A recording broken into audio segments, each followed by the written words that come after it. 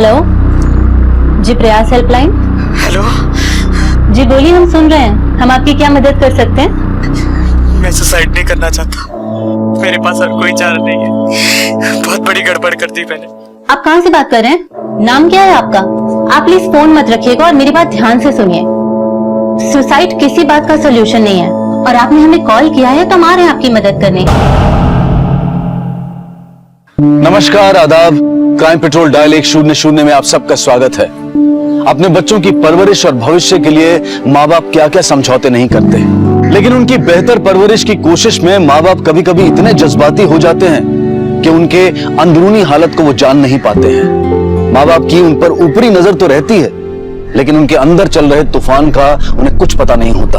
और जब ये तूफान अपनी हदें तोड़ देते हैं तो बहुत कुछ बहा ले जाते हैं, बहुत कुछ तबाह कर जाते हैं।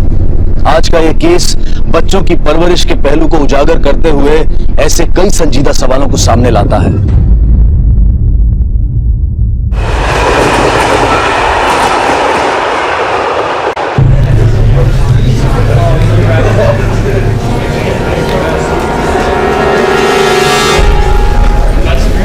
एक्सक्यूज मी, एक मिनट। ये देखिए रहा केशव यादव 98.2%। अरे वाह भाई, फिर से टॉप मारा तूने। अब और भाई तुम्हारा यहाँ चेक करने दे। ये देखिए रहा अभय यादव। क्या हुआ भाई?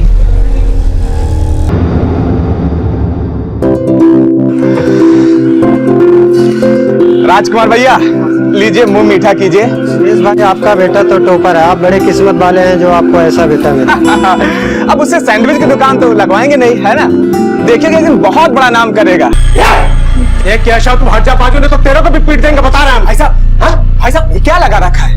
बाहर तक आवाज आ रही, लोग सुनेंगे तो क्या कहेंगे? अरे सुनते तो सुने, हमको क्या करना है भाई? अरे तुम्हारा बेटा तो पास हो गया, तुम तो खुश हो। एक साथ डबल प्रमोशन लिया है और ये फेल हो गया। नालायक, इसको छोड़ेंगे नहीं आज। चप्पल। भाई साहब, इस तरह मार पीट करने से थोड़ा वो पास हो जाएगा। किसको पढ़ाएगा ना, उसको अच्छे नंबर से पास होगा। Hello hello, The number you have called is currently switched off. Hello hello, police. Sir इस नंबर से एक लड़के ने प्रयास सुसाइड हेल्पलाइन पे फोन किया। वहां के ऑफिसर जब उससे बात कर रहे थे तो लाइन बीच में डिस्कनेक्ट हो गई। ना उसने नाम बताया अपना, ना ही लोकेशन।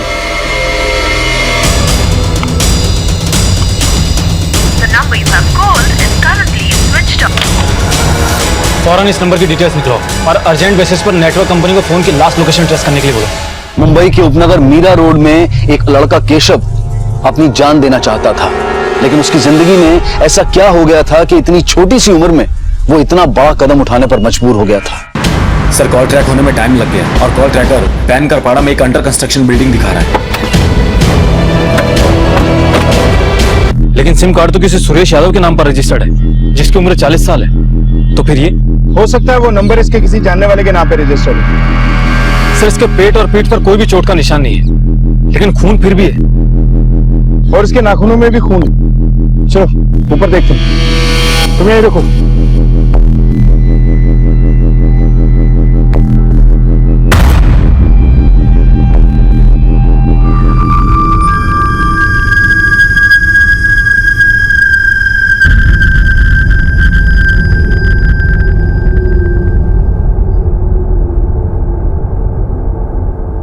सर, उस लड़के ने अगर यहां से सुसाइड किया होगा तो दीवार पर हाथ और खून के निशान कैसे हैं?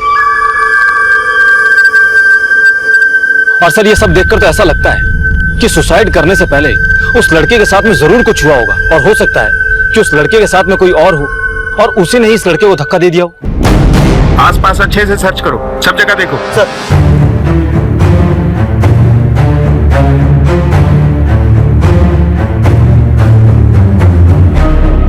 फोन की बैटरी डेड है। शायद इसी फोन से उसने हेल्पलाइन वाले नंबर पे कॉल किया होगा। सर ये खून से भरी टी शर्ट मिली है। सर, उस लड़के ने सुसाइड हेल्पलाइन पर फोन किया था, लेकिन ये एविडेंस देखकर तो ऐसा लग रहा है कि हादसे को एक अलग ही मोड़ दे रहे हैं। सुरेश यादव, जिसके नाम पे ये सिम रजिस्टर्ड है, उससे मिलना होगा। बॉडी को पोस्टमार्टम के लिए भेजो और आसपास के लोगों से पूछताछ करो।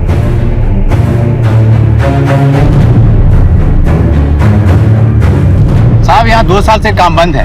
हम बगल वाले कंस्ट्रक्शन साइट पे काम करते हैं और बस हम 11 बजे तक ही यहाँ आते हैं सर। ठीक है, तुम जाओ। Okay sir. सर मैंने आसपास लोगों से पूछताछ की, किसी ने किसी को आते जाते नहीं देखा। सुनिए जी, ये लोग घर आए थे, केशव के बारे में कुछ पूछ रहे हैं। आप में से सुरेश यादव कौन है? जी मैं हूँ सुरेश यादव साहब। बात क्या है?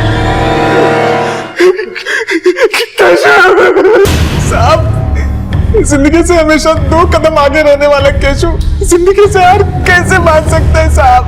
कोई तो वजह होगी जो उसने इतना बड़ा कदम उठाया। जब आप लोगों को केशव की बातों में कोई परेशानी दिखाई दी या किसी से कोई अनबन? अभी तो उसने सर क्लास में टॉप किया था। केशव यादव 98.2%। अरे वाह भाई, फिर से टॉप मारा तूने। हमको नहीं लगता कि उसके साथ किसी की कोई दुश्मनी होगी। साथ ये अभय, उसका बड़ा भाई पवन भाई साहब का बेटा, दोनों एक ही क्लास में थे। 2 साल पहले उसका डबल प्रमोशन हुआ था। अबे, पिछले कुछ दिनों में तुमने केशव के मूड में कुछ बदलाव देखा था या कॉलेज में किसी से कोई दुश्मनी?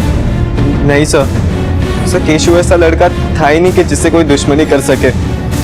सबका दिल जीत लेता था वो। अच्छा, आखिरी बार कल रात को केशव को आपने कितने बजे देखा था? कल रात 9:30 बजे जब हम सब लोग खाना खा रहे थे। लो बेटा, ये गुलाब जामुन हम तुम्हारे लिए बनाए हैं गर्मा गर्म, खा लो। थैंक यू ताई। अच्छा, कल रात को केशव उस अंडर कंस्ट्रक्शन साइट पे क्यों गया था? सर वो हमारा अड्डा है। हम अक्सर वहाँ जाया करते थे टाइम पास करने के लिए और मन की बातें शेयर करने के लिए। अबे, क्या केशव का कॉलेज में किसी से लड़ाई झगड़ा या कोई दुश्मनी थी या फिर उसकी कोई गर्लफ्रेंड? नहीं सर, केशव की कोई गर्लफ्रेंड नहीं थी। सर ये रही केशव की पोस्टमार्टम रिपोर्ट। सर, रिपोर्ट के मुताबिक केशव की मौत बिल्डिंग से नीचे गिरने पर हुई थी और बिल्डिंग की ऊंचाई करीबन 50 से 60 फुट रही होगी और मौत का टाइम है सुबह 3:30 से 4:30 के बीच। और बॉडी पर जो खून था उसकी रिपोर्ट आई? केशव की बॉडी पर कुछ स्ट्रगल मार्क्स हैं, लेकिन कई जगह बिना किसी घाव के भी खून था जो केशव का नहीं था। जो शर्ट पर खून लगा था, जो दीवार पर हाथ के निशान वाला खून था, वो केशव का नहीं था, लेकिन दीवार पर जो हाथ के निशान थे वो केशव के ही थे। गावड़े, कहीं ऐसा तो नहीं कि उस जगह पर केशव की किसी से लड़ाई हुई हो और हाथापाई के दौरान उस शख्स ने केशव को बिल्डिंग से नीचे धक्का दे दिया? सर, ये भी तो हो सकता है कि उस हेल्पलाइन नंबर पर केशव को किसी ने जबरदस्ती कॉल कराया हो ताकि मर्डर को आसानी से सुसाइड का रुख किया जा सके।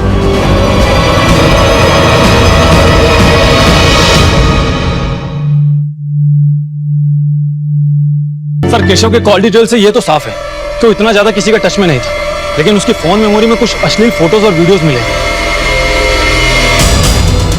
केशव के बारे में जितना जाना है उनसे ऐसा लगता तो नहीं कि वो इन सब बातों में था।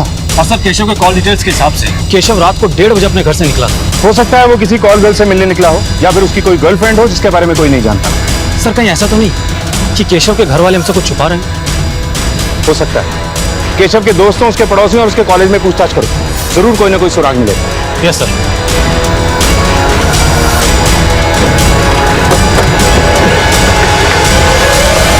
केशव का किसी लड़की से चक्कर वगैरह? नहीं मैम, केशव किसी लड़की के चक्कर में पड़ता नहीं था। क्लास की कितनी लड़कियों का फेवरेट था, बट उसने कभी किसी को पलट कर नहीं देखा। नहीं सर, केशव तो बिल्कुल एफर्टलेसली पास हो जाता था। इनफैक्ट अभय ही था कि हर बार फेल होता था। हमें तो यकीन ही नहीं होता कि दोनों एक साथ रहते थे, एक टॉपर और एक फेलियर। वैसे तो खुश रहता था वो, लेकिन कुछ दिन पहले मैंने उसे पहली बार बड़े अजीब से मूड में देखा था। उस दिन ऐसा लगा था जैसे केशव और अभय के बीच में झगड़ा हुआ था, पर मैं श्योर नहीं हूँ। हमें केशव के मोबाइल में कुछ अश्लील फोटोज और वीडियो मिले, लेकिन तुमने तो कहा था कि केशव इन सब में नहीं है और ना ही उसकी कोई गर्लफ्रेंड है। अभय, क्या छुपा रहे हो हमसे? सर कुछ भी नहीं, मैंने कभी केशव का फोन चेक नहीं किया और हमारे बीच में ऐसी बातें भी नहीं होती थी। अच्छा ये बताओ, क्या इससे पहले केशव रात में घर से बाहर गया था? जहाँ तक मुझे मालूम है सर, नहीं। लेकिन उस रात को तो गया था, क्या तुमने नहीं देखा? सर उस दिन तो मैं 11:30 बजे ही सो गया था और केशव भी तभी सो गया था। उसके बाद वो कभी गया वो मुझे नहीं पता। अच्छा, क्या तुम्हें कभी शक हुआ केशव पर कि वो किसी धंधे वाले से मिलने के लिए जा रहा हो? सर हम ये सब मामलों में कभी नहीं पड़ते। हमने तुम्हारे कुछ दोस्तों से पूछताछ की है और उनका कहना है कि कुछ दिन पहले तुम्हारी और केशव की लड़ाई हुई थी वॉशरूम में। नहीं सर, मुझे याद नहीं है और शायद हुआ भी होगा। सर केशव स्कॉलर जरूर था, मगर हाँ तो वो इंसान ही ना, और गुस्सा तो इंसान को ही आता है।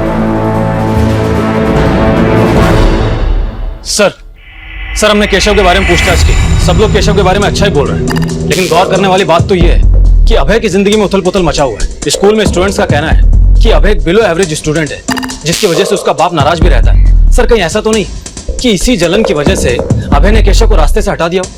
जितना वो अपनापन दिखा रहा है, हो सकता है उसमें कुछ छुपा रहा हो। 20 जुलाई रात 1 बजे से लेकर केशव की मौत तक की डिटेल्स मिली क्या? जी सर, अभय उस रात को घर पर ही था, लेकिन केशव रात को 1:30 बजे घर से निकला था। जिस जगह वो गया वो सृष्टि कॉम्प्लेक्स के आसपास की है। अगर केशव जानबूझकर इतनी रात को सृष्टि कॉम्प्लेक्स गया था तो जरूर किसी से मिला होगा। सर क्या ये पॉसिबल हो सकता है कि केशव जिससे मिलने के लिए गया हो वही उसका हत्यारा हो? लेकिन खून की क्या वजह हो सकती है? हो सकता है वजह केशव ना हो, वो सिर्फ निशाना बना हो। मतलब ये कि दुश्मनी केशव के पिता या उसकी फैमिली से हो और शिकार बना केशव। हो सकता है कि उसने सुसाइड ना किया हो, बल्कि उसका मर्डर हुआ हो।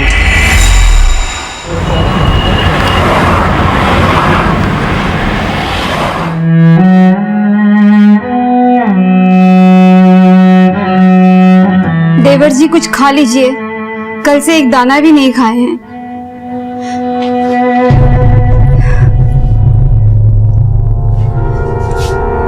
सुनिए अजी, सुनिए, देवर जी से बात कीजिए ना। 2 दिन हो गए, ना कुछ खाए हैं ना कुछ बात की है।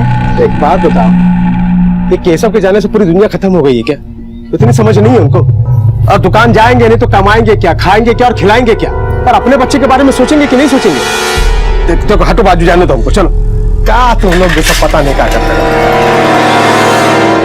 पुलिस ने इस केस के एक एक पहलू को पलटना शुरू किया।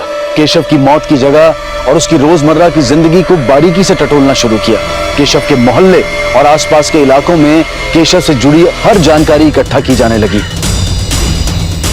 सर मैंने केशव और उसकी फैमिली के बारे में पूछताछ की, और पूछताछ के दौरान एक बात पता चली है। सुरेश से किसी बाहर वाले से कोई दुश्मनी नहीं थी, बल्कि अपने भाई पवन से पिछले 5-6 महीनों से छोटी मोटी बातों पर लड़ाई होती रहती थी। जिस दिन केशव की मौत हुई थी उस दिन भी पवन दुकान पर लेट आया था। कहीं ऐसा तो नहीं कि इस सब में पवन का हाथ हो? अपने छोटे भाई सुरेश से अनबन रहती थी, अपने बेटे अभय से परेशान था, और इस सब की वजह कहीं ना कहीं केशव था, और इसीलिए इस खटास की वजह केशव बना है। कैसी लड़ाई साहब? देखिए साहब, किसी ने आपको गुमराह किया है। शायद इस वक्त तुम हमें गुमराह करने की कोशिश कर रहे हो। हमारी खबर बिल्कुल पक्की है। अब तुम बताओगे माजरा क्या है? सब लड़ाई हुई थी, लेकिन वो पैसों को लेकर लड़ाई हुई थी। मैं बस अपने बेटे के लिए कुछ पैसे तो अलग कर रहा हूँ। वो पढ़ना चाहता है, आगे बढ़ना चाहता है, कोचिंग करना चाहता है। अब उसे क्या मैं आलू प्याज छिलवा?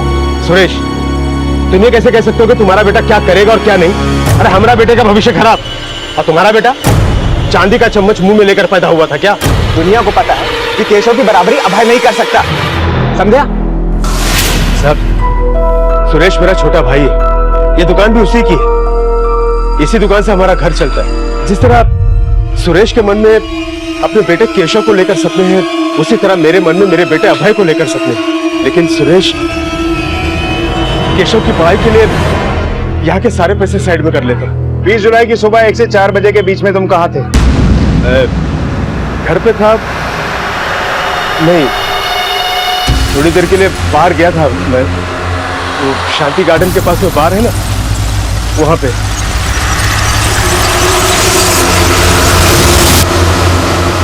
शांति गार्डन और सृष्टि कॉम्प्लेक्स दोनों एक ही लोकेलिटी में है, और इन दोनों एरियाज का सेलफोन टावर भी सेम ही है। कहीं ऐसा तो नहीं कि पवन उस रात बार में ना गया हो सकता है पवन का इरादा कुछ और ही हो। एक काम करो गाबड़े, पता करो कि पवन उस रात बार में गया था या नहीं, और अगर गया था तो कितने टाइम तक रुका। Yes sir. पवन, सच क्या है? हमने बार में पूछताछ की, तुम वहां नहीं गए थे, और कॉल रिकॉर्ड के हिसाब से उस रोज तुम्हारी किसी से बातचीत हुई थी। सच बता दो, इतनी रात को कहां गए थे और क्या कर रहे थे? साहब, दरअसल हमने आपसे झूठ बोला। हम चाहते थे कि हमारा बेटा अभय अपने कंपार्टमेंट के रिटेस्ट में फेल होने से बच जाए, इसलिए हम उसके टीचर के पास गए थे मिन्नत से मदद करने के लिए कि कुछ भी ले दे के कैसे भी हमारे बेटे को पास कर दे, और वो माना नहीं। और हमको बाहर किसी से पता चला कि एक आदमी है जो पैसे लेकर पेपर लीक करा के बच्चों को पास करा देता है, उसी से बात किए थे, पर वहां भी पैसों पर बात बनी नहीं। आप चाहे तो उसका नंबर है हमारे पास में, आप उससे बात कर लीजिए और टीचर से भी बात कर लीजिए। चेक करो। हाँ सर, ये बात तो सच है कि पवन जी रात दिन मेरे पीछे लगे थे अभय को एग्जाम में पास कराने के लिए, लेकिन उनकी बहुत मेहनतों के बाद मुझे उन्हें उस आदमी का नंबर देना ही पड़ा। लेकिन शायद उनकी बात कुछ बनी नहीं। सर एक बात और, करीबन 1-1.5 महीने पहले केशव ने कुछ ऐसा किया था जिससे मैं चौंक गया था।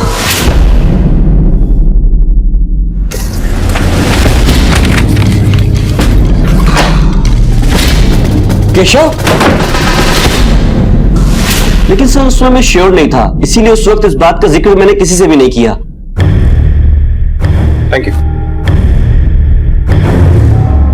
सर केशव जैसे स्टूडेंट को क्वेश्चन पेपर चुराने की क्या जरूरत पड़ी होगी? वो तो पढ़ाई में बहुत ही होनहार है। हो सकता है गाबड़े कि ये क्वेश्चन पेपर उसने अपने लिए नहीं बल्कि अभय के लिए चुराया। ये भी हो सकता है कि शायद उसे अपना कोई शौक पूरा करना हो जिसके लिए उसे पैसों की जरूरत हो, और क्वेश्चन पेपर बेचकर शौक पूरे किए जा सकते हैं। साहब मेरा बेटा गलत काम कर ही नहीं सकता, वो क्लास में टॉपर था, वो क्यों पेपर चोरी करेगा? वैसे तो ऐसा बहुत कुछ था जो उसे नहीं करना चाहिए था, लेकिन आपकी जानकारी के बिना वो कर ही रहा था। आप लोगों को तो पता चल ही गया होगा कि उसके मोबाइल में से हमको कैसे वीडियो और फोटोग्राफ मिले। साहब उससे मेरे बेटे का कोई लेना देना नहीं है, ये सब अभय का किया हुआ है, इसने मेरे बेटे को बिगाड़ा है। तेरी वजह से क्या क्या लांछन लग रहा, देख रहा तू? बस बाबा, हर बार की तरह मुझे बलि का बकरा बनाना बंद करो। ये सब मेरे कान नहीं थे, केशव के कान थे, और जो कुछ भी हो रहा था वो सब चाचा जी की वजह से हो रहा था। केशव अपनी जिंदगी में कुछ करना चाहता था। 15 साल की उम्र में 15 किलो का बोझ पीठ पे देकर 18 साल के लड़कों के बीच में बिठा दिया गया उसे। उसके सपने थे कुछ, लेकिन चाचा जी को ये सब पसंद नहीं था ना।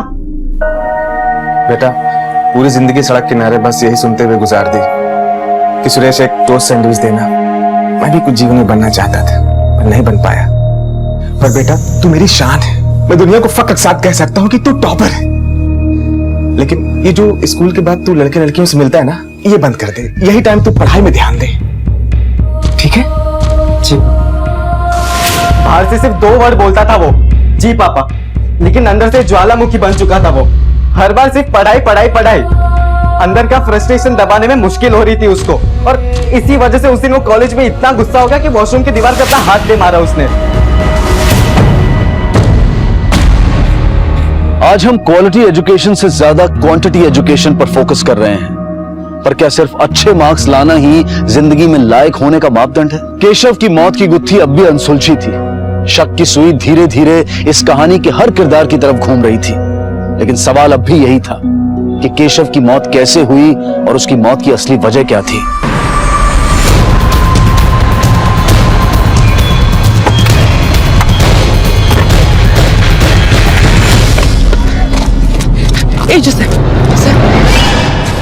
सर बॉडी को देखकर तो ऐसा लगता है कि 2 से 3 दिन पुरानी हो। इसकी पॉकेट चेक करो।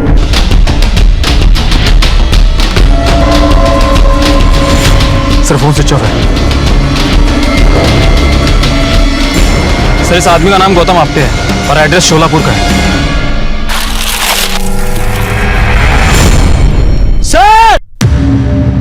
सर ये बाइक देखिए।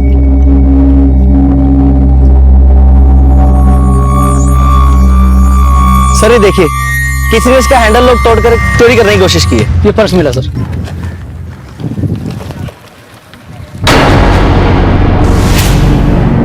सर ये तो अभय का है।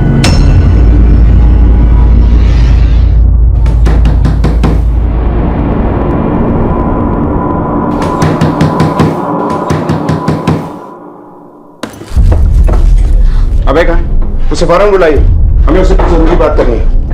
अभय तो घर पर नहीं है, कब का बाहर चला गया बगैर किसी को बताए। बात क्या है साहब? आप लोगों ने उसे फोन नहीं किया? उसका फोन छीन कर तुम अपने पास रख लिए थे। वो इधर है, ये देखिए, ये फोन है उसका। आपने ये फोन उससे कब लिया? 19 तारीख की रात को, उसके सोने से पहले। अरे दिन रात फोन में लगा रहता है और पढ़ाई में फेल होता रहता है, इसलिए छीन कर हम अपने पास रख लिए थे। तो सर इसी वजह से उस रात को इस फोन का लोकेशन यहाँ का बता रहा था। बात क्या है? अभय ने क्या किया है? मतलब आप उसको ढूंढ क्यों रहे हैं? अभी अभी हमें एक लाश मिली जिसकी कुछ ही दूरी पर ये वॉलेट और आईडी कार्ड मिला है। हमें शक है कि ये खून उसी दिन हुआ जिस दिन केशव की मौत हुई। खून? नहीं साहब, मेरा बेटा मस्ती कर सकता है। हाँ वो नंबर कम लाता है, लेकिन किसी को मार नहीं सकता साहब। ये बटुआ जरूर केशव लेके गया होगा। ऐसे कैसे इल्जाम लगा दी भाभी आप केशव पे? देखिए, इस घर के दोनों लड़के इस केस में इन्वॉल्व हैं। किसने क्या किया है उसका पता हम लगा लेंगे। फिलहाल हमें उनके कमरे की एक बार फिर से तलाशी लेगी। गावड़े। Yes sir.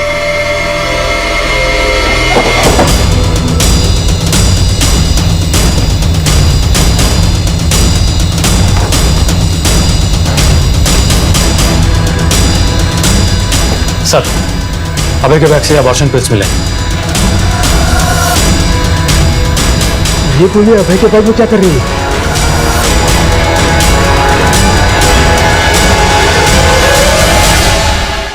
सर, क्या अभय का किसी लड़की के साथ में चक्कर हो सकता है जिससे उसने प्रेग्नेंट कर दिया हो? लेकिन एक बात समझ में नहीं आ रही, इन सबका केशव की मौत से क्या लेना देना हो सकता है? गावड़े, अभय के पिछले 6 महीने के कॉल रिकॉर्ड्स और लोकेशन डिटेल्स चेक करो।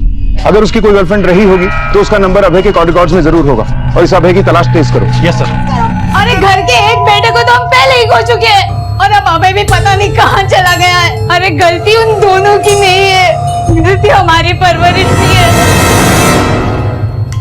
सर ये रही गौतम की पोस्टमार्टम रिपोर्ट। गौतम के ऊपर जो हमला हुआ था उसके बाद इंटरनल ब्लीडिंग की वजह से उसकी मौत हुई और उसकी मौत 20 जुलाई को रात को 1 से 2 बजे के बीच हुई है।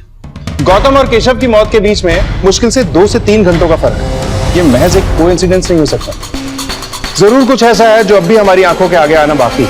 सर, मैंने गौतम की फैमिली से कांटेक्ट किया था। वो लोग शोलापुर में रहते हैं। उनका कहना है कि पिछले हफ्ते ही गौतम घर आया था। लेकिन सर, गौतम की फैमिली अभय और केशव किसी को नहीं पहचानते।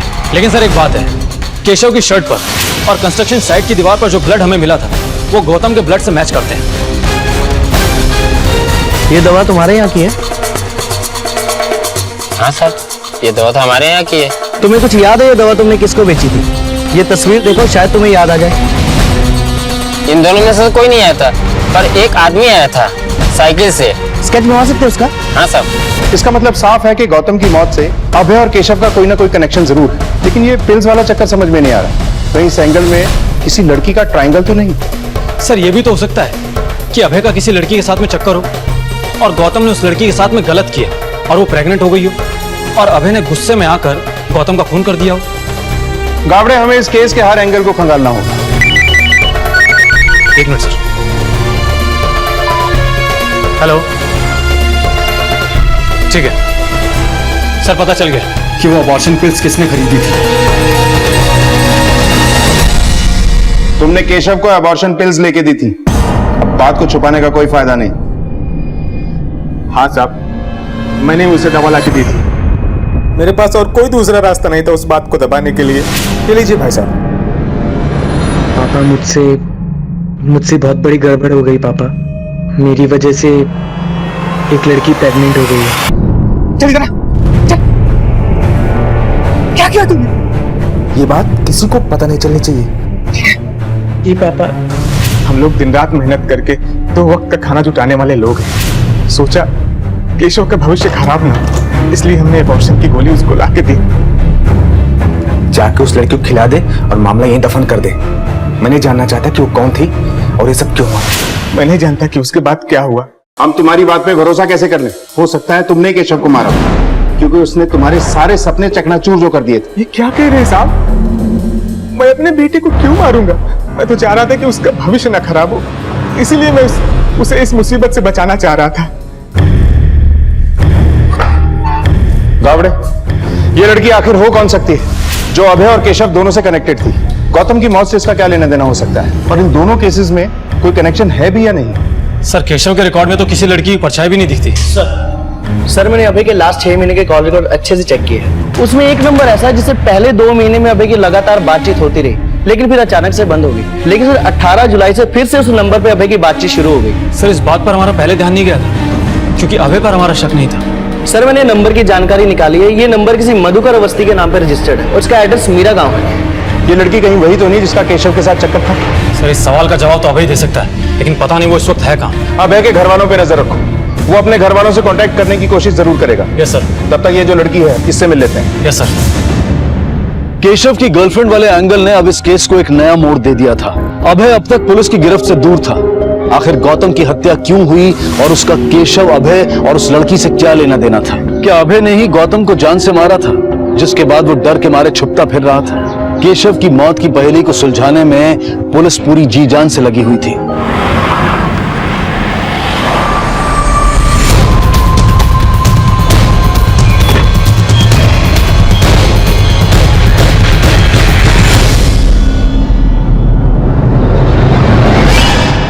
रश्मि, जी सर। कौन से कॉलेज में पढ़ती हो तुम? प्रशांत जूनियर कॉलेज।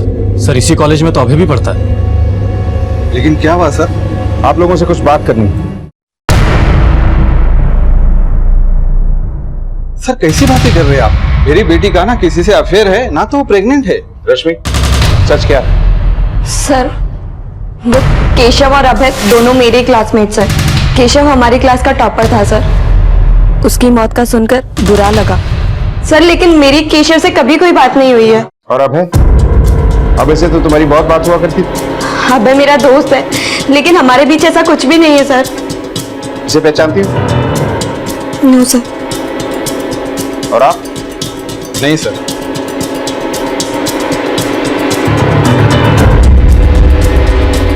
सर मुझे तो ऐसा लग रहा है कि ये रश्मि झूठ बोल रही है। फौरन रश्मि के मेडिकल टेस्ट के लिए कोर्ट से ऑर्डर लेते हैं, तभी दूध का दूध और पानी का पानी होगा। अब आप यहाँ किस लिए आए हैं? आपकी बेटी रश्मि को मेडिकल चेकअप के लिए ले जाने आए। ये रहे कोर्ट के पेपर्स। ये किस बात के लिए टेस्ट है? हम रश्मि का ब्लड टेस्ट और सोनोग्राफी कराएंगे। अगर इसने 72 घंटे पहले अबॉर्शन की पिल्स खाई हैं तो हमें पता चल जाएगा कि ये प्रेग्नेंट थी। नेहा, अरे रुकिए, लेकिन अरे सर ये रहा रश्मि के टेस्ट रिजल्ट। सर रिजल्ट में तो वो क्लीन निकली, ना तो कभी रश्मि प्रेग्नेंट थी और ना ही उसका अबॉर्शन हुआ था। यानी रश्मि सच बोल रही थी। सर अगर रश्मि प्रेग्नेंट नहीं थी तो फिर वो अबॉर्शन पिल्स किसके लिए थी? कहीं ऐसा तो नहीं कि सुरेश जिस लड़की के बारे में हमें बता रहा था वो कोई और ही हो?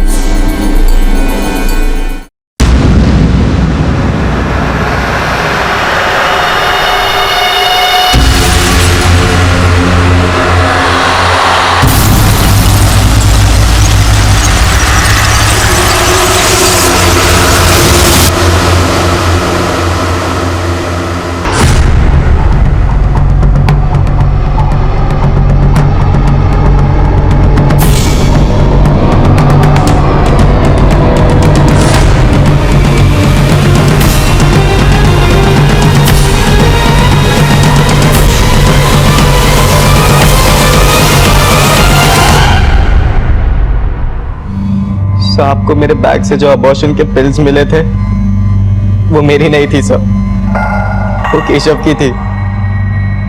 उसने अपनी गर्लफ्रेंड के लिए ली थी सर, और उस दिन वो मेरा बैग लेकर चला गया था, इसलिए वो बोतल मेरे बैग में ही रह गई। गर्लफ्रेंड का नाम क्या है? रश्मि। कब से जानता था केशव रश्मि को? सर कुछ 2-2.5 महीनों से। सर वो दोनों मेरे ही फोन से बात किया करते थे, क्योंकि सर चाचा जी केशव के मोबाइल का बिल भरते थे और केशव भी चाहता था कि उन्हें शक हो। सर वो दोनों हमारे अड्डे पर ही मिला करते थे और सर वो दोनों वहीं पर। भाई बोलना, ट्रू लव करता हूँ। फिजिकल होना गलत है भाई, अपना दिमाग चलाना, कुछ तो बोल। मैंने ना जोश जोश में सब कुछ कर डाला। 2-2.5 महीनों तक वो लगातार मिलते रहे सर। उसके बाद अभी कुछ दिन पहले ही रश्मि का फोन आना बंद हो गया। तभी केशव बहुत परेशान रहने लगा था सर, क्योंकि रश्मि कॉलेज भी नहीं आती थी। मुझे अचानक से रश्मि का फोन आया। हेलो सर फोन पर वो बहुत घबराई हुई सी लग रही थी। केशु? हाँ भाई, रश्मि का फोन है। हेलो। फिर जब केशव रश्मि से बात करने लगा तभी केशव भी अचानक से घबरा गया और तुरंत वहां से चला गया, ये बोलकर कि वो हॉस्पिटल जा रहा है। फिर से कुछ घंटों बाद जब केशव वापस घर लौटा तभी वो काफी घबराया हुआ था सर। क्या हुआ केशु? भाई सब कुछ खत्म हो गया। हुआ क्या वो तो बता। रश्मि प्रेग्नेंट है। केशव ने बोला कि वो इस बारे में चाचा जी को नहीं बता सकता है। चाचा जी ने उसे पहले से ही कुछ पिल्स दे रखे थे, और अगर वो चाचा जी को अबॉर्शन के बारे में फिर से बताता तो चाचा जी बहुत गुस्सा करते सब। तो तुम लोगों ने सोचा कि बाइक चोरी करके बेचोगे और उसी से पैसों का इंतजाम करोगे? हाँ सर। स्क्रू ड्राइवर को कहाँ छुपाया तुमने? रास्ते में एक नाले में मैंने वो स्क्रू ड्राइवर फेंक दिया था। फिर वहां से मैं घर चला गया, पीछे के दरवाजे से अंदर जाकर चुपचाप से सोने का नाटक करने लगा। क्या गुजरी होगी केशव पर? कितना होनहार स्टूडेंट था वो, और एक जरा सी गलती से उसने अपनी जिंदगी खत्म कर ली। सर टेस्ट के हिसाब से तो रश्मि प्रेग्नेंट नहीं थी, लेकिन अभय के हिसाब से रश्मि प्रेग्नेंट हुई थी। ये माजरा गले से नीचे नहीं उतर रहा। अगर रश्मि प्रेग्नेंट नहीं थी तो उसने केशव को झूठ क्यों बोला? और केशव को 30,000 रुपए क्यों चाहिए? कहीं ऐसा तो नहीं कि रश्मि झूठ बोलकर केशव से पैसे निकलवाना चाहती थी? सर, मैंने केशव से दोस्ती एग्जाम्स में अच्छे मार्क्स लाने के लिए करी थी, क्योंकि मुझे ऐसा लग रहा था कि अगर इस बार भी मैं मैथ्स में फेल हो गई तो पापा मेरी शादी करा देंगे। इसलिए मैंने केशव से दोस्ती की और मैंने उससे पढ़ाई में मदद भी मांगी सर। लेकिन एग्जाम्स में टाइम इतना कम बचा था कि मेरे और कुछ समझ ही नहीं आया। तो मैंने केशव से कहा कि वो स्टाफ रूम से जाकर मेरे लिए पेपर्स चोरी करके लाए। वो क्लास का मॉनिटर था, इसलिए उसके लिए बहुत इजी था स्टाफ रूम से पेपर्स चोरी करके लाना। लेकिन मेरे लाख रिक्वेस्ट करने पर भी वो नहीं माना।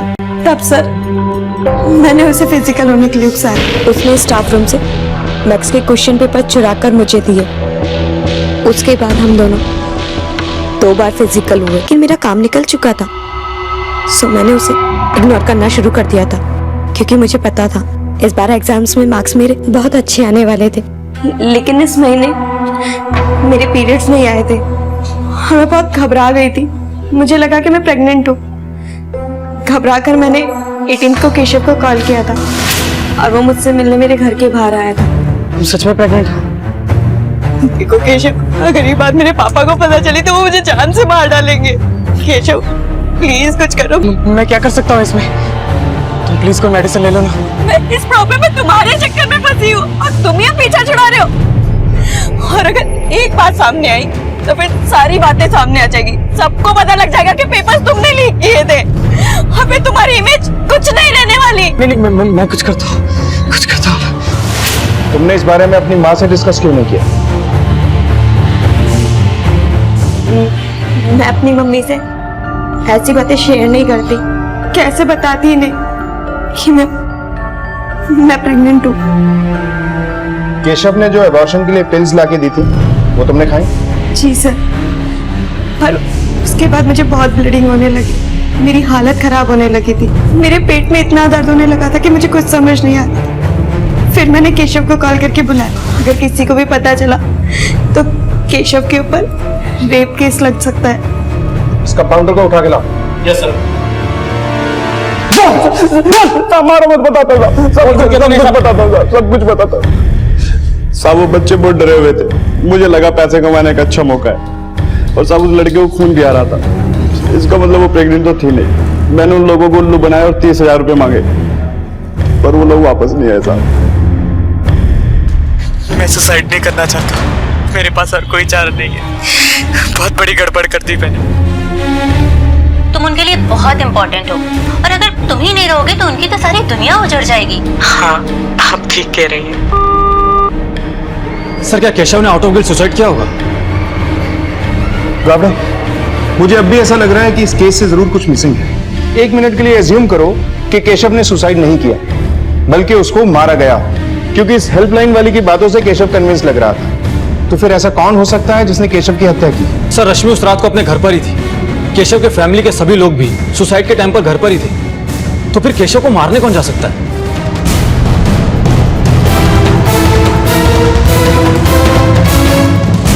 गाबड़े, शायद मुझे पता चल गया है कि केशव की हत्या किसने की। अबे, उस रात गौतम का खून करके तुम अपने घर गए थे ना? जी सर। तो वो कपड़े कहाँ हैं जिस पर गौतम का मर्डर करने के बाद खून के निशान पड़ गए होंगे? और जब तुम घर गए तो घर पे कौन कौन मौजूद था? सच सच बता दो। अगर हमने उगलवाया तो तुम्हारे लिए अच्छा नहीं होगा। हम भला उसे क्यों मारेंगे? अभय ने हमें सब कुछ बता दिया है। तुम्हारी बेहतरी इसी में है कि तुम भी साफ साफ बता दो। बोलो, मतलब तुम ऐसे नहीं बोलो। नहीं नहीं नहीं साहब, बताती हूँ साहब, बताती हूँ साहब। मैं स्वार्थी हो गई थी साहब। मैं नहीं चाहती थी कि मेरा बेटा इन सब चक्करों में पड़ के जेल जाए। मैं तो केशव को मारना भी नहीं चाहती थी साहब। माँ तो निस्वार्थ होती है। जब स्वार्थी हो जाती है ना तो सबसे पहले खुद का नुकसान करती है। इसकी जीती जागती मिसाल तुम हो।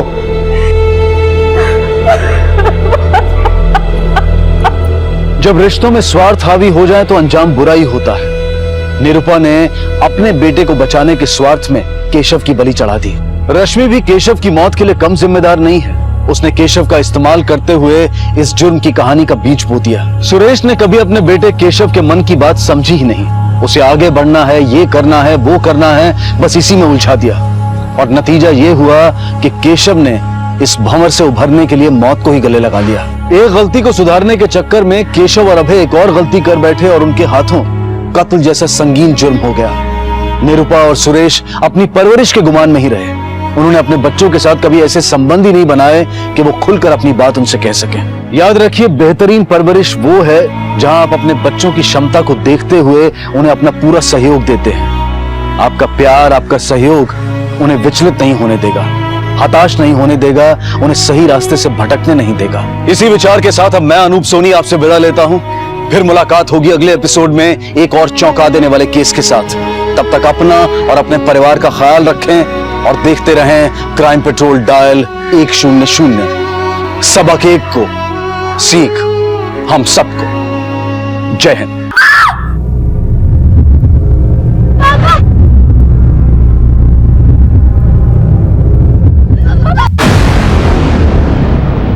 नमस्कार, आदाब। क्राइम पेट्रोल डायल 100 में आप सबका स्वागत है। बारात में होने वाली हवाई फायरिंग से जुड़ा यह हादसा नया तो नहीं होगा। बारात में होने वाले अजीबोगरीब जश्न भी देखे सुने होंगे, लेकिन इस बारात में नया यह था कि घोड़ी पर दुल्हा नहीं दुल्हन थी। और अगर एक दुल्हन घोड़ी पर बैठकर बारात लेकर जाए तो यह अजीब ही कहलाएगा। माना कि जिंदगी में नयापन देने के लिए रस्मों में दिल की खुशी घोल दी जाए तो गलत नहीं है, लेकिन दूसरों की खुशी को हादसों में बदलने वाले गलत ही कहलाते हैं। अपनी बेटी पल्लवी की बारात ले जा रहे पिता जयशंकर ने शायद ये सोचा भी नहीं होगा कि खुशी से झूमते हुए उनका सीना छलनी हो जाएगा। क्या ये महज एक हादसा था, या वो किसी गैर इरादतन हमले का शिकार हुए थे, या फिर वो पहले से ही किसी के निशाने पर थे?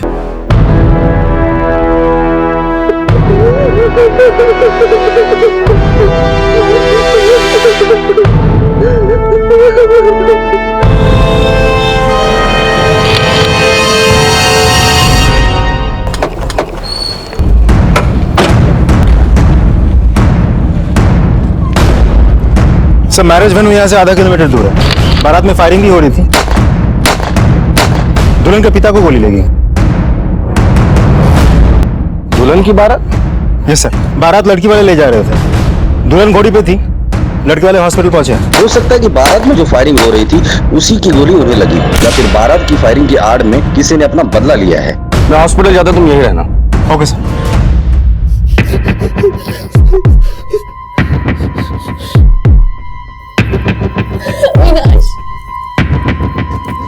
अविनाश, देखो ना पापा को क्या हो गया। उनको किसी ने गोली मार दी।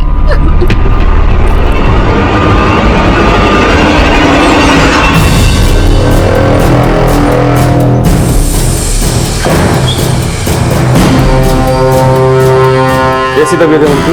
देखिए, गोली हार्ट के पास लगी है और एक्सेसिव ब्लीडिंग की वजह से हालत क्रिटिकल है, बचना मुश्किल है।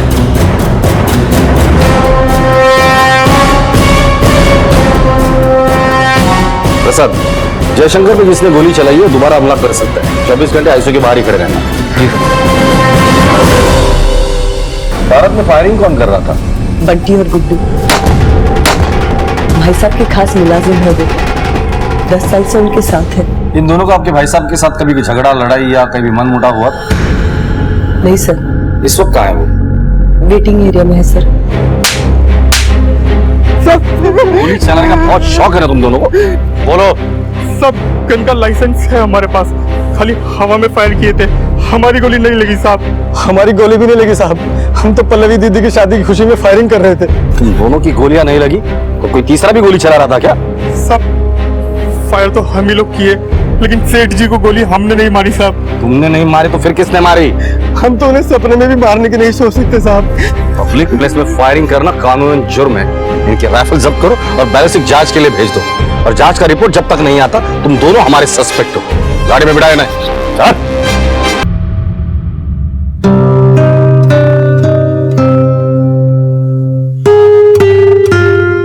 हम तो बारात का वेट कर रहे थे, फिर अचानक से किसी की नजर लग गई, जो समधी जी को गोली लग गई। वैसे कायदे से तो बारात आप लोगों को लेकर जानी चाहिए। ये रस्म उल्टी करने की कोई खास वजह?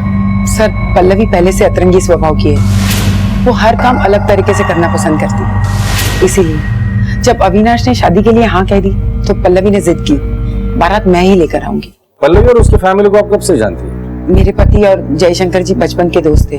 मेरे पति के देहांत के बाद से ही अविनाश जयशंकर जी की फैक्ट्री में मैनेजर की पोस्ट पे काम करता था। पल्लवी को अविनाश पहले से ही पसंद था। वो पिछले 2 साल से भाई को प्रपोज कर रही थी, लेकिन भाई ही इंटरेस्ट नहीं दिखा रहे थे। तो फिर अचानक तैयार कैसे होगा तुम्हारा भाई? अब मम्मी को कैसे मना कर सकते हैं? जब मम्मी को पता चला कि पल्लवी भाई से शादी करना चाहती है तो बस भाई को हाँ बोलना ही पड़ा। सर पल्लवी मुझे पसंद थी, लेकिन जयशंकर अंकल के यहाँ काम करके भी मैं श्योर नहीं था कि मैं पल्लवी को वो ऐशो आराम की जिंदगी दे पाऊंगा कि नहीं, इसलिए मैं ये शादी से भाग रहा था।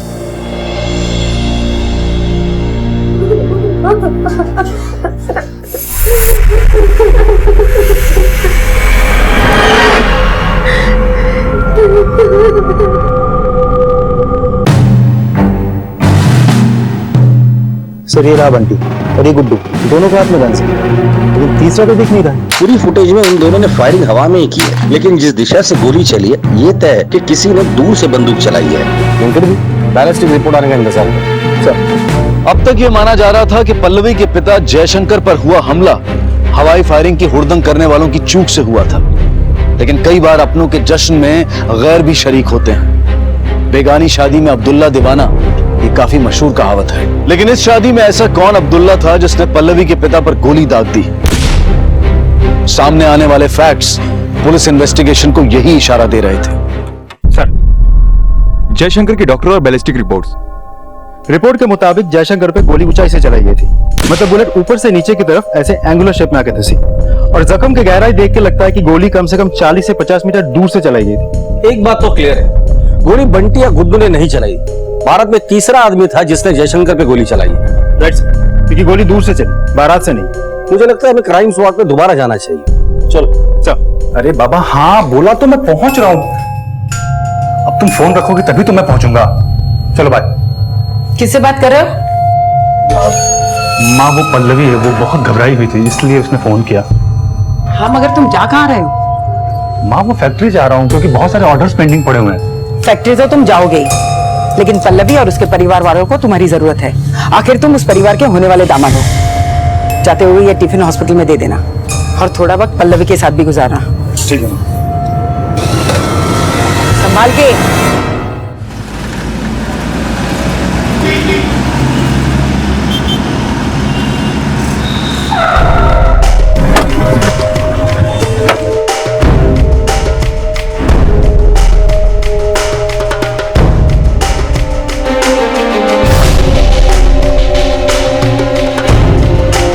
विनय, वहां खड़ा रहना।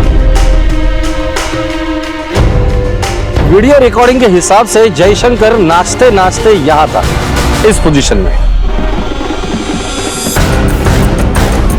गोली उसे 40 या 50 मीटर दूरी से मारी थी, और बैलिस्टिक रिपोर्ट के हिसाब से गोली एंगुलर शेप में, मतलब इस डायरेक्शन में आई थी और यहां लगी थी।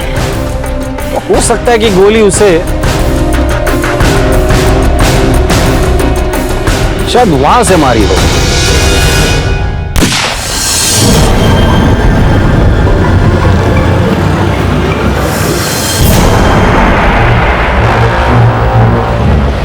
गोली यही कहीं से चलाई होगी, यही कहीं से चलाई होगी।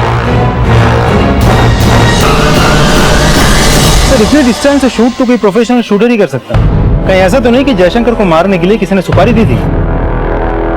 ये सुपारी ही दी गई है। अब सिर्फ ये पता करना है कि जयशंकर को मारना कौन चाहता था। खबरियों को काम पे लगा दो, पता करो कि जयशंकर को मारने की सुपारी किसने ली थी। और हाँ, तब तक मैं जयशंकर के घर वालों से मिलता हूं, पता तो चले जयशंकर को मारने का मोटिव किसके पास था।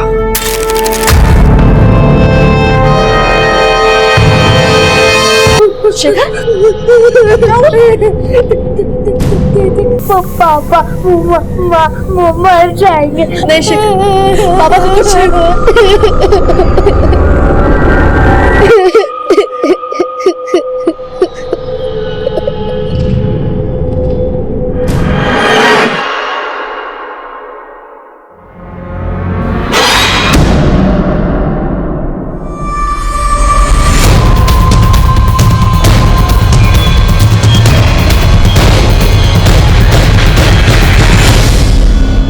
जयशंकर जी की किसी के साथ कोई दुश्मनी थी? कोई दोस्त, रिश्तेदार या कोई बिजनेस में कोई दुश्मन? दोस्ती रिश्तेदारी में तो ऐसा कुछ नहीं दिखता। काम का तो पता नहीं। काम से जुड़े दुश्मन को तो शायद अविनाश ही सबसे अच्छा जानता होगा। नहीं सर, हमारे क्लाइंट लिस्ट में तो ऐसा कोई भी नहीं जिसकी अंकल से कोई दुश्मनी नहीं। हाँ है ना मेरे पापा की दुश्मन। कौन? मेरी बुआ। बुआ मतलब केतकी? जी, पापा की लाडली बहन। आपको ऐसा क्यों लगता है कि केतकी आपके पापा को मारना चाहती है? क्योंकि सर वो जैसी दिखती है वैसी है नहीं। मतलब?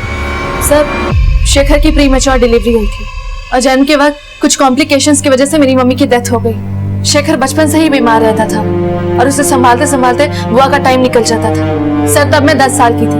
पापा काम में बिजी रहते थे और बुआ शेखर को संभालने में, और यही एक रीजन है जिसकी वजह से उन्होंने शादी नहीं की, जिसलिए पापा हमेशा बुआ को दया की मूर्ति मानते थे।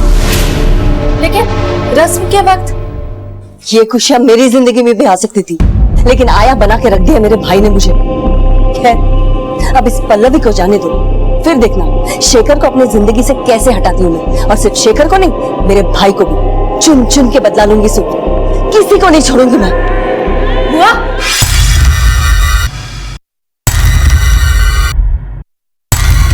किससे बात कर रही थी आप? किसी से तो नहीं। अगर तुम्हें शक था तो तुमने ये बात पापा को भी नहीं बताई? बताई थी, लेकिन मैंने कहा ना कि पापा बुआ के खिलाफ कुछ नहीं सुनना चाहते थे। पल्लवी, ऐसा क्या कर दिया केतकी ने कि तुम जब बोलती हो उसके खिलाफ ही बोलती हो? तुम्हें पता नहीं उसने अपनी सारी जिंदगी दे दी हमारे परिवार के लिए। मैं एक लफ्ज भी सुनना नहीं चाहता उसके खिलाफ। लेकिन पापा आप समझिए, मैंने खुद सुना है उन्हें ये कहते हुए कि वो आपको और शेखर को अपनी जिंदगी से निकाल देंगी। मैं जानता हूं तू ये सब क्यों कह रही है। ये घर मैंने जब से उसके नाम पर ट्रांसफर किया है ना, तू सही नहीं पा रही। हाँ पापा, बुरा लगा ये देख के कि ये घर जो आपने मम्मी के नाम गिफ्ट किया था वो बुआ के नाम कर दिया।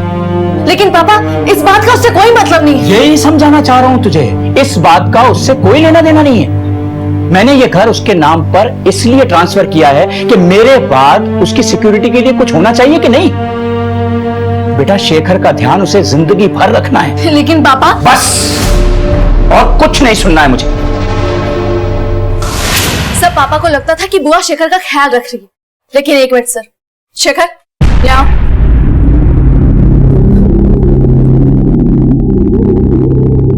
ये देखिए सर। बेटा, ये चोट कैसे लगी तुम्हें? गिर गया था। गिर गए थे या बुआ ने गिराया था?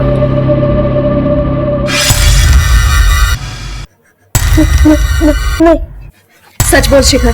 सच बोल रहा। चलो। पल्लवी की बातों का मैं बुरा नहीं मानती सर, बिन माँ की बच्ची है वो। भाभी के डेथ के बाद शेखर की वजह से मैं कभी उसे टाइम ही नहीं दे पाई। क्या हुआ बेटा, क्यों रो रहा है तू? क्या हुआ आज तुझे? दूध पीना बेटा। बुआ, ये समझाइए ना मुझे। बेटा, तुझे एक बच्ची को देखिए घर पे संभालूं मैं। पल्लवी, क्या ये तुम फिर से फेल हो गई? क्या हो रहा है? भैया, इससे बाहर आओ तो मैं कुछ करूँ ना इसके लिए। तो ठीक है, पर उसकी पढ़ाई पे तो ध्यान देना ही पड़ेगा ना। केतकी, मैं सोचता हूँ कि इसे हॉस्टल भेज देना चाहिए। नहीं पापा, मुझे हॉस्टल मत भेजिए, बुआ समझाइए नहीं। देखो, अगर तुम हॉस्टल में जाओगी तो तुम्हारे बराबरी के और भी बच्चे होंगे, तुम्हें अच्छा लगेगा, तुम ठीक से पढ़ पाओगी। सच कह रहे थे पापा, तेरे लिए हॉस्टल ही सही है। बस पल्लवी को यही लगा कि अगर मैं उसे संभाल लेती तो उसे कभी अपने पापा और भाई से दूर नहीं जाना पड़ता। इसीलिए शायद पल्लवी को ये लगता है कि भैया पर जो हमला हुआ वो मैंने करवाया है। मैडम, केतकी जी तो बड़ी ही जिम्मेदार और प्यार करने वाली औरत है। और वैसे भी आजकल के जमाने में कौन अपनी इच्छाओं को मारकर अपने भाई के बच्चों के लिए अपनी पूरी जिंदगी बिताता है। सर, मैं शेखर को स्पेशल ट्यूशन देने जयशंकर अंकल के घर जाता हूँ, तो मैंने कई बार नोटिस किया कि पल्लवी केतकी जी को भाव नहीं देती। सर, पल्लवी थोड़ी जिद्दी तो है और वो अटेंशन भी बहुत डिमांड करती है। इतने साल हॉस्टल में देने के बाद हो सकता है कि उसे अपने पापा और भाई की पूरी अटेंशन चाहिए हो, इसलिए वो केतकी बुआ से चिढ़ती है, क्योंकि जयशंकर अंकल सबसे ज्यादा बुआ को ही मानते हैं। सबकी बातों से तो ऐसे ही लगता है कि पल्लवी जानबूझकर अपनी बुआ पर आरोप लगा रही है। जयशंकर पे जो हमला हुआ था उसका फायदा उठाकर अपनी बुआ को लोगों की नजरों में गिराना चाहती है। लेकिन ये भी तो हो सकता है कि पल्लवी सच बोल रही है। आखिर इतने बड़े हादसे का इल्जाम अपनी बुआ पे क्यों लगाएगी? हो सकता है, इस बुआ भतीजी को अच्छे से समझना पड़ेगा। एक काम करो, इन दोनों के कॉल रिकॉर्ड और बैंक स्टेटमेंट निकालो। खबरियों से सुपारी पुलिस के बारे में कुछ पता चला? खबरियों ने 5 आदमियों पे शक जता है। सबके सब आगरा के नामी शूटर्स हैं। सब इस वक्त अंडरग्राउंड है। इनके फोटोग्राफ्स थे, जो भी मिलता है वो लेकर आना। हो सकता है इनमें से किसी को शादी के वक्त किसी ने देख लिया हो। Okay sir.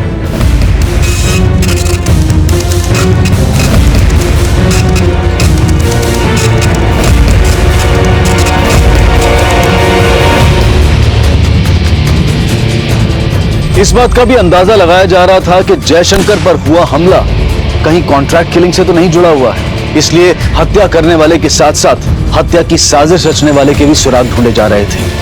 आप में से किसी ने इन्हें देखा है? ये सारे शार्प शूटर और हमें शक है कि जयशंकर पे गोली इन्हीं में से किसी ने चलाई। नहीं सर, इनमें से किसी को नहीं देखा। ध्यान से देखो, याद करने की कोशिश करो। शायद सुपारी देते वक्त देखा होगा। कब तक अपना सच छुपाओगे तुम? नहीं सर, हम में से किसी ने नहीं देखा इसे। पल्लवी का बयान बार बार केतकी की तरफ उंगली उठा रहा था, लेकिन केतकी के पास अपने भाई को मारने का कोई मोटिव था या फिर पल्लवी की अपनी कोई गलतफहमी थी। लेकिन इस थ्योरी में सवाल ये भी खड़े हो रहे थे कि क्या पल्लवी के पास अपने पिता को मरवाने का कोई मोटिव था?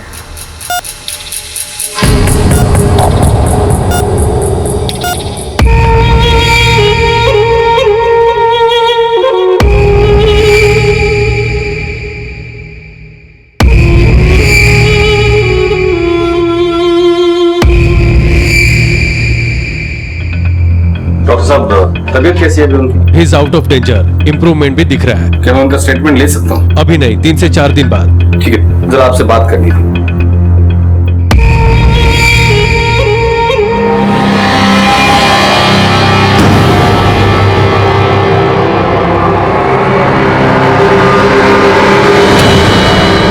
बैंक डकैती केस में जिनको पकड़ा है उनके स्टेटमेंट लेके उनको कोर्ट में हाजिर करो। सर, पल्लवी और केतकी दोनों के कॉल रिकॉर्ड में एक भी नंबर ऐसा नहीं है जो कि सस्पिशियस है, लेकिन दोनों के बैंक स्टेटमेंट में काफी कैश विड्रॉल के ट्रांजैक्शंस है। मैंने पूछा तो दोनों ने बताया कि शादी के लिए पैसे निकाल रहे थे।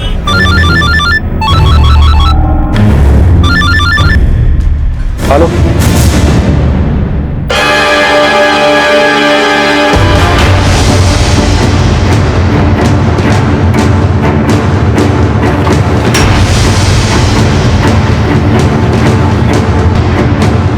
ये कैसे हो गया? सर, हमें ब्लड टेस्ट से पता चला है कि बॉडी में जहर था और हमारे हॉस्पिटल स्टाफ को इस बात की कोई जानकारी नहीं है कि जहर आया कहां से। एक पेशेंट को आपके यहाँ जहर देकर मार दिया गया, इसका अंजाम जानते हैं क्या होगा? आप और आपका स्टाफ जयशंकर जी का ट्रीटमेंट कर रहा था, फिर ये कैसे हो गया? सर, मुझे भी समझ में नहीं आ रहा है कि ये कैसे हो गया। समझ में नहीं आ रहा है या आप और आपका स्टाफ इन्वॉल्व है जयशंकर जी को मारने में? प्रसाद, तुम यहाँ ड्यूटी कर रहे थे या क्या कर रहे थे? जयशंकर जी को मिलने कौन कौन आया था? साहब, उनको मिलने तो कोई नहीं आया था।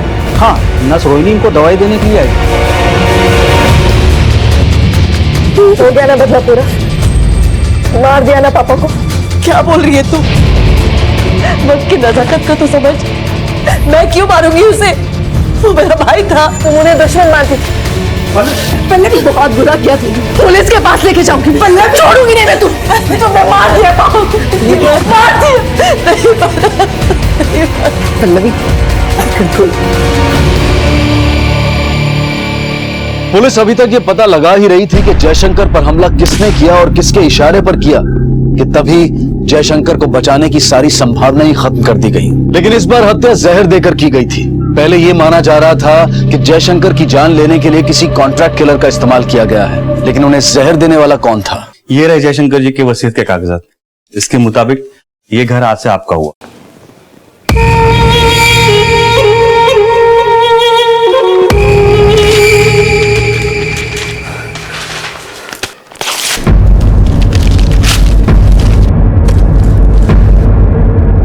पहले पापा को मरवाया, अब तू मेरी माँ का घर लूटना चाहती है। तुझे पापा ने 25% का हिस्सेदार क्या बना दिया? तू सब कुछ ले लेगी। लेकिन मैं देखती हूँ कि तू अपना हक कैसे जमाएगी। तुझे छोड़ूंगी नहीं मैं।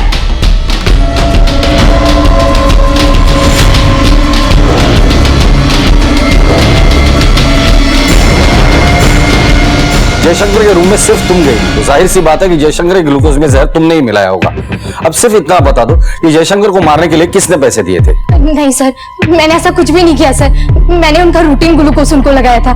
मेरा यकीन कीजिए सर, मैं ये सब क्यों करूंगी? तुम ऐसे मुंह नहीं खोलोगी। ले चलो इसे पुलिस स्टेशन। नहीं सर, नहीं सर, नहीं सर, मैं बताती हूँ, इसमें हमारी सर कोई गलती नहीं है। सर हम लोग सारी दवाइयाँ स्टॉक में निकाल कर स्टोर रूम से नर्स स्टेशन लेके जाते हैं और वहाँ सारी दवाइयाँ हर मरीज के ट्रे में तैयार करते हैं। और सर जब भी जरूरत पड़ती है ना सर, तो हम वहाँ से लेके चले जाते हैं। और सर आज भी दोपहर में 1-1:30 बजे के करीब मैं जयशंकर जी के लिए ट्रे तैयार करके आईसीयू में लेके गई थी सर। मुझे इससे ज्यादा कुछ नहीं पता सर। स्टोर रूम और नर्स स्टेशन के पास सीसीटीवी है? हाँ सर, सीसीटीवी है सर। 12:30 बजे से लेकर 2 बजे तक की सारी सीसीटीवी फुटेज निकालो दोनों रूम की। Okay sir.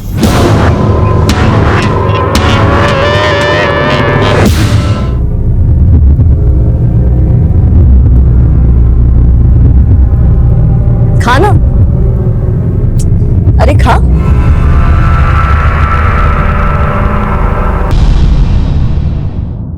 ये देखिए सर, इस लड़की ने जयशंकर की ट्रे में रखी ग्लूकोज में इंजेक्शन से कुछ मिला है, लेकिन पोजीशन की वजह से चेहरा ठीक से नहीं दिख रहा सर। जूम करो इसे। हॉस्पिटल के बाकी सीसीटीवी फुटेज देखते हैं, किसी न किसी कैमरा में उसे जरूर कैप्चर किया होगा।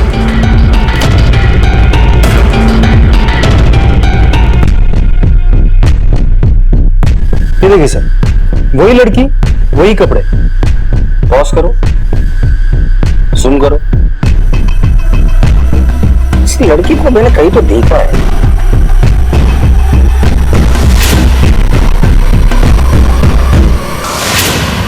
यस, इस लड़की को मैंने बारात वाली वीडियो में देखा था।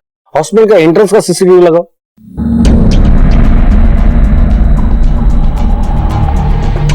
ये बात किससे कर रही है? जूम करो। सर ये तो अविनाश है। अगर इस लड़की ने जयशंकर की दवाइयों में जहर मिलाया है और ये अविनाश से बात कर रही है, इसका मतलब अविनाश और ये लड़की मिले हुए हैं। पुलिस के सामने तहकीकात के 3 पहलू थे। वो कौन था जिसने जयशंकर पर हमले का मास्टर प्लान तैयार किया था, और इस हमले के पीछे उसका मकसद क्या था, और वो गायब हुई लड़की कौन थी जिसने जयशंकर को जहर दिया था। The number you have dialed is currently unavailable. Please try again later.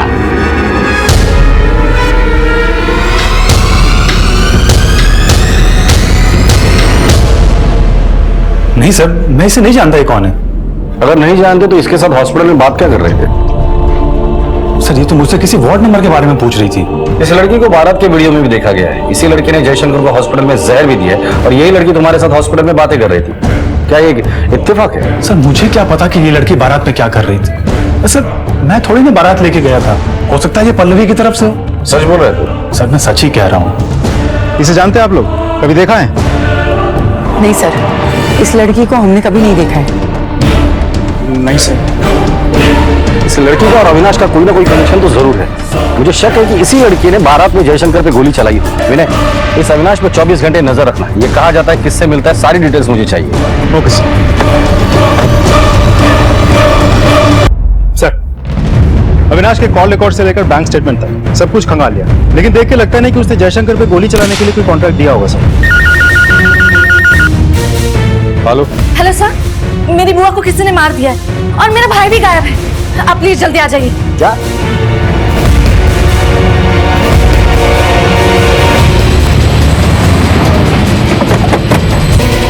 Sir मैं 2 घंटे के लिए फैक्ट्री गई थी। जब घर लौटी तो बुआ की ऐसी हालत थी। और सर मेरा भाई शेखर भी गायब है। आप प्लीज उसे ढूंढिए सर।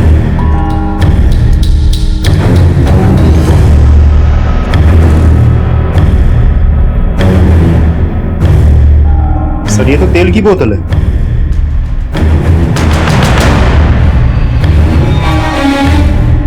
पूरे सीढ़ियों पर तेल गिरा पड़ा है, लगता है इसी से फिसल के गिरी होगी सर। बॉडी को पोस्टमार्टम के लिए भेज दो। Okay sir.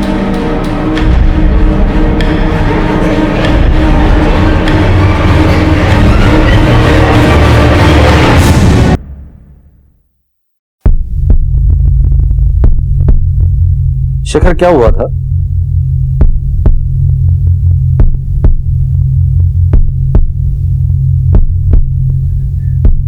बोलो शेखर। बोलो। मैंने बुआ को मारा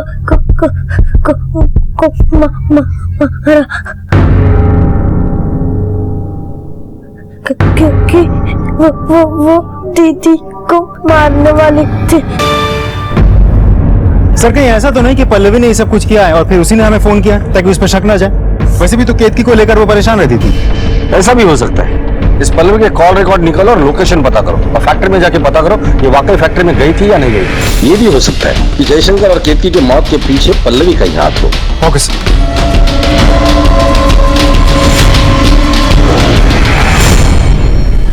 अविनाश के साथ देखी गई संदिग्ध औरत से क्या अविनाश वाकई अनजान था या फिर वो खुद भी इस साजिश का हिस्सा था, ये पता लगाने के लिए अविनाश पर भी नजर रखी जा रही थी और साथ ही ये भी पता लगाया जा रहा था कि वो शूटर कौन था जिसे जयशंकर पर गोली दागने का कॉन्ट्रैक्ट मिला था।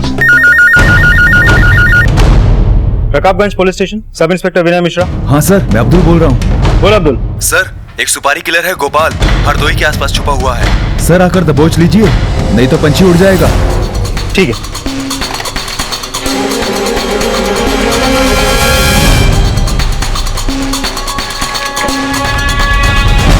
सर, इसका नाम गोपाल है, फरीदाबाद का है, हिस्ट्री शीटर है। जिस रात जयशंकर पे गोली चली थी आखिरी बार इसे आगरा में देखा गया था और उसी रात से ये अंडरग्राउंड है। सर खबरों का ये भी कहना है कि फिलहाल ये हरदोई के आसपास का छुपा हुआ है और भागने के फिराक में है। शहर से बाहर जाने वाले हर चेक पोस्ट पे इसकी फोटो सर्कुलेट कर दो। मुझे किसी भी हाल में हिस्ट्री शीटर गोपाल चाहिए। Sir excuse me. Hello hello sir, जो सीसीटीवी फुटेज वाली लड़की है वो अविनाश के साथ है। ओके सर, कांस्टेबल प्रसाद का कॉल। बोल रहे अविनाश और सीसीटीवी फुटेज वाली लड़की दोनों को एक साथ राजा मंडी में देखा गया। उठाकर लेकर इन दोनों को। Yes sir.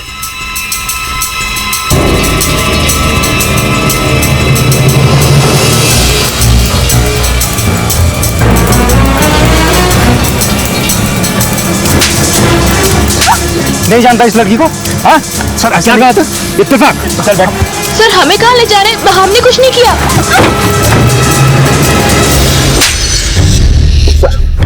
सीधे से मुंह खोलेगा या खातिरदारी कराऊं तेरी? सर मैं सच कह रहा हूं, मैंने कोई खून नहीं किया है सर। बता, तेरा और सालेहा का क्या रिश्ता है? सर सालेहा मेरी वाइफ है। एक बात बता रे, तू क्या सर्वधर्म समभाव का ब्रांड एम्बेसडर है क्या? पल्लवी तेरे लिए बारात ला रही थी, सालेहा से तूने कोर्ट में शादी की। कोई और भी है क्या जिसके साथ तूने चर्च में शादी की? नहीं सर, मैंने सिर्फ सालेहा से ही शादी की थी क्योंकि मैं और सालेहा कॉलेज के टाइम से एक दूसरे को बहुत पसंद करते थे। लेकिन मेरी माँ हमारे इस रिश्ते को कभी एक्सेप्ट नहीं करती क्योंकि सालेहा सर एक मुस्लिम लड़की है, इसलिए मैं और सालेहा ने जाकर के कोर्ट मैरिज कर लिया सर। इस उम्मीद पर कि सही वक्त देखकर अविनाश हमारे बारे में अपनी मम्मी को सब कुछ बता देगा। सर पल्लवी तो मुझसे शादी करने के लिए पिछले 2 साल से मेरे पीछे पड़ी हुई है, लेकिन मैं उसको भाव नहीं दे रहा था। एक दिन वो जिद में आकर के मेरी माँ से बात कर ली।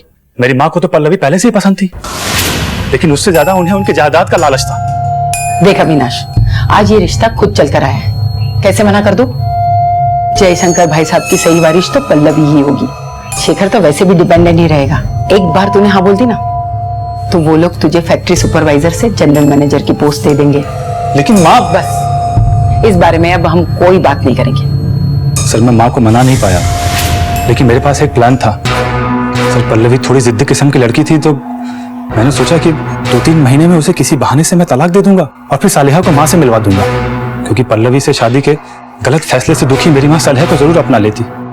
अविनाश ने मुझे समझाने की बहुत कोशिश की, लेकिन मेरा मन नहीं माना और फिर उस रात में बारात में चली गई। ये गोली तूने ही कॉन्ट्रैक्ट किलर से चलवाई थी क्योंकि तुम्हें डर था कि अगर पल्लवी ने तलाक नहीं दिया तो क्या होगा, इसलिए जयशंकर पर तूने कॉन्ट्रैक्ट किलर से गोली चलवाई थी। नहीं सर, ये गलत है, मैंने किसी भी गोली नहीं चलवाई है। अच्छा, तो तेरी बीवी पल्लवी के बारात में क्या कर रही थी? मैं बताऊं, वो कॉन्ट्रैक्ट किलर को जयशंकर को दिखाने के लिए वहां गई थी। नहीं सर, मैंने गोली नहीं चलवाई। लेकिन जयशंकर के दवाई में जहर तुमने मिलाया था, फुटेज है हमारे पास। हाँ, मैंने मारा है जयशंकर को क्योंकि मैं अपने शौहर की दूसरी शादी होते नहीं देख सकती थी। जयशंकर जी के हॉस्पिटल में एडमिट होने के बाद मैं रोज छुप छुप कर पल्लवी और अविनाश पर नजर रखती थी। मुझे यकीन हो गया था कि अविनाश मुझे धोखा देगा। मैंने सोचा कि अगर जयशंकर जी मर जाए तो अविनाश तो अपने आप ही पल्लवी को छोड़ देगा। तब मैंने जयशंकर को मारने का सोचा ताकि पल्लवी अपने बाप की मौत के गम में ऐसा डूब जाए कि अपनी शादी को ही भूल जाए। मुझे ये बात उस दिन पता चली जब सालेहा मुझे हॉस्पिटल के गेट के बाहर मिली थी। सर मैं बहुत डर गया था, लेकिन मैं सालेहा को बहुत प्यार करता हूँ सर, इसलिए मैं चुपचाप बैठा हुआ था। ये केस यहीं पर खत्म नहीं होता। अब भी इस राज से पर्दा उठना बाकी है कि बुआ को किसने मारा और जयशंकर पर गोली किसने चलाई। जिस तरह अविनाश को पता नहीं था कि सालेहा ने जयशंकर को जहर दिया है, तो हो सकता है उसी तरह साले को पता नहीं होगा कि अविनाश ने गोली चलवाई और ये अविनाश जानबूझकर हमसे झूठ बोल रहा है। अविनाश और गोपाल का कोई ना कोई कनेक्शन जरूर है। अविनाश के बैंक स्टेटमेंट निकालो और जल्द से जल्द इस गोपाल को ढूंढने की कोशिश करो। Okay sir.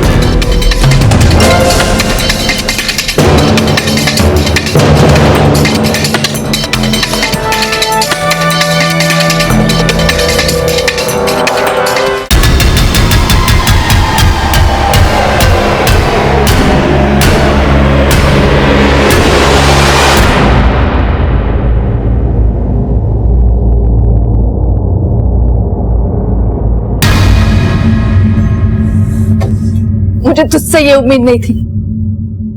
आज तेरी वजह से मेरे पापा नहीं रहे। तूने मुझे इतना बड़ा धोखा दिया। ऑलरेडी शादीशुदा तो हिम्मत करता, बता देता मुझे इतना प्यार किया तुझे, क्या कमी थी मुझ में। लेकिन तूने धोखा दिया है मुझे, धोखा।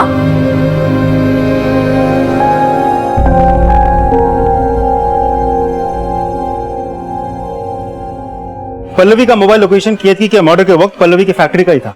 पल्लवी के फैक्ट्री का स्टाफ ने इस बात की पुष्टि की है कि उस वक्त वो अपने फैक्ट्री में ही थी। सर पोस्टमार्टम रिपोर्ट के हिसाब से केतकी की मौत शाम के 4 से 5 बजे के बीच हुई थी।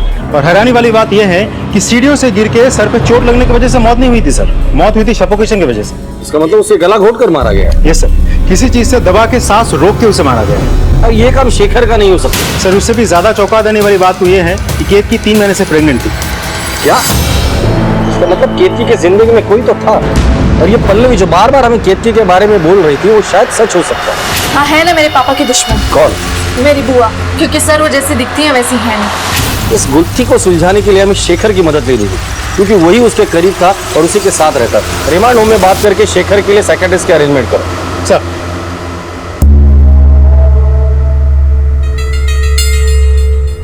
शेखर, बिना डरे हुए साफ साफ बताओ, आपको क्या पता है?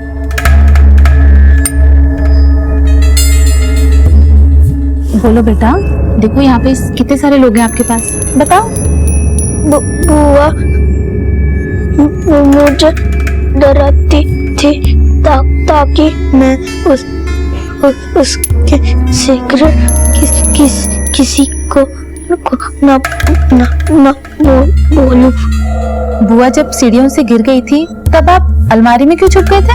बुआ और कितने सारे लोग हैं आपके पास, बताओ। बुआ मुझे डराती थी ताकि मैं उसके सीक्रेट किसी को ना बोलूं। बुआ जब सीढ़ियों से गिर गई थी तब आप अलमारी में क्यों छुप गए थे? बुआ और वो मुझे अलमारी में बंद कर देती थी। बुआ और कौन? आज हम ये चैप्टर पढ़ेंगे, ठीक है? देखो 3 + 8 लिखो यहाँ पर, अब लिखो 4 + 5। पर मुझे तो ये चैप्टर नहीं पढ़ना। Doctor thank you very much. चलो आओ। विनय सर उठाकर लेकर इस देव को। Okay sir. Sir sir sir sir sir sir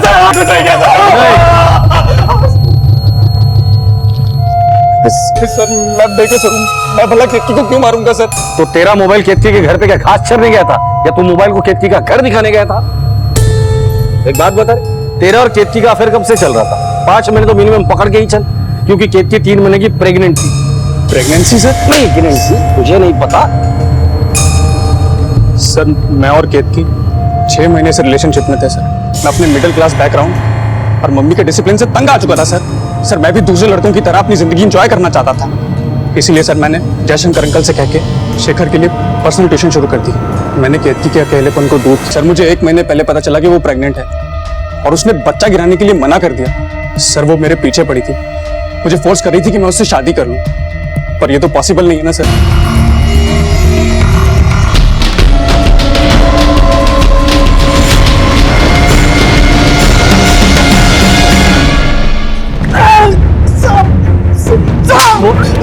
बोल किसने दी सुपारी? साहब एक औरत ने दी थी सुपारी, लेकिन मैं उसका नाम नहीं जानता साहब। किसने दी थी सुपारी? नहीं साहब, ये तो वो औरत है जिसको मारना था। क्या? इसको मारने की सुपारी मिली थी? हाँ साहब, उस रात गोली तो मैंने इसी पे चलाया था, लेकिन मेरा निशाना चूक गया और उस आदमी को लग गई, इसलिए मैं आगरा छोड़ के भाग गया था साहब। नाम बताओ उस औरत का। वो तो नहीं पता साहब। इन दोनों में से कोई थी? ये थी साहब। अभी तक बहुत कहानियां सुनाई तुमने हमें, अब कहानी नहीं सिर्फ सच्चाई सुननी है। हल्दी वाले दिन। अच्छा सुन, मैं तुझसे बाद में बात करती हूँ। शेखर क्या हुआ? शेखर तू रो क्यों रहा है? प्लीज मत जाओ, बुआ मुझे मारेगी। सर मैं बुआ से बात करने जा रही थी कि मैंने उन्हें किसी से बात करते हुए सुना। मुझे बुआ की प्लानिंग पता चल गई थी। मैंने पापा से बात करने की बहुत कोशिश की, लेकिन वो मेरी बात सुनने को तैयार ही नहीं थे। हो सकता है कि शुरुआती टाइम पे बुआ सीधी होंगी, लेकिन इस बार तो उनके ढंग ही बदल गए थे। लेकिन मैं उनके इरादों को पूरा नहीं होने देती। इससे पहले कि बुआ मेरे परिवार को कुछ नुकसान पहुंचाती, मैंने सुपारी किलर गोपाल को हायर किया। बुआ को मारने के लिए उसे पैसे दी, लेकिन बुआ बच गई। और पापा। बुरा सोचोगे तो बुरा ही होगा पल्लवी। इंसान बुरा नहीं होता, उसकी सोच बुरी होती है। अगर तुम्हारी सोच अच्छी होती ना तो आज तुम्हारे पापा और बुआ दोनों जिंदा होते।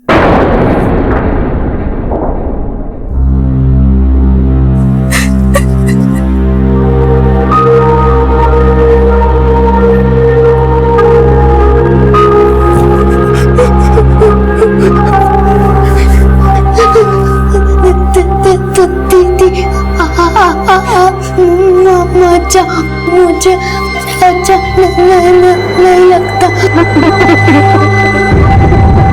हम हमेशा उम्मीद करते हैं कि हमारे बच्चे अपनी हर बात हमसे शेयर करें, लेकिन जब उनकी बातों को नजरअंदाज किया जाता है तो वो अक्सर ऐसे कदम उठा बैठते हैं जैसा कि पल्लवी ने उठाया। माना कि पल्लवी और शेखर हमेशा मां के प्यार से वंचित रहे, लेकिन जयशंकर ना अच्छे पिता बन पाए बल्कि अपनी बहन केतकी की हताशा की वजह भी बने, जिसने केतकी को उसके बच्चों को यातना देने के लिए उकसाया। और पल्लवी ने ऐसा कदम उठाया जो पूरे परिवार के बिखर जाने की वजह बन गया। ऐसा कई बार देखा गया है कि कई शानदार शादियां कुछ दिन भी नहीं टिक पाती और सीधे साधे विवाह खुशहाली की मिसाल कायम कर जाते हैं। जरूरत है सिर्फ जमीनी स्तर पर रिश्तों को दुरुस्त करने की। इसी विचार के साथ अब मैं अनूप सोनी आपसे विदा लेता हूं। फिर मुलाकात होगी अगले एपिसोड में एक और चौंका देने वाले केस के साथ। तब तक अपना और अपने परिवार का ख्याल रखें और देखते रहें क्राइम पेट्रोल डायल 100। 1.25 को सीख हम सबको। जय हिंद। इस तरह के और भी एपिसोड देखने के लिए हमारे चैनल को सब्सक्राइब करें और बेल आइकन दबाना ना भूलें।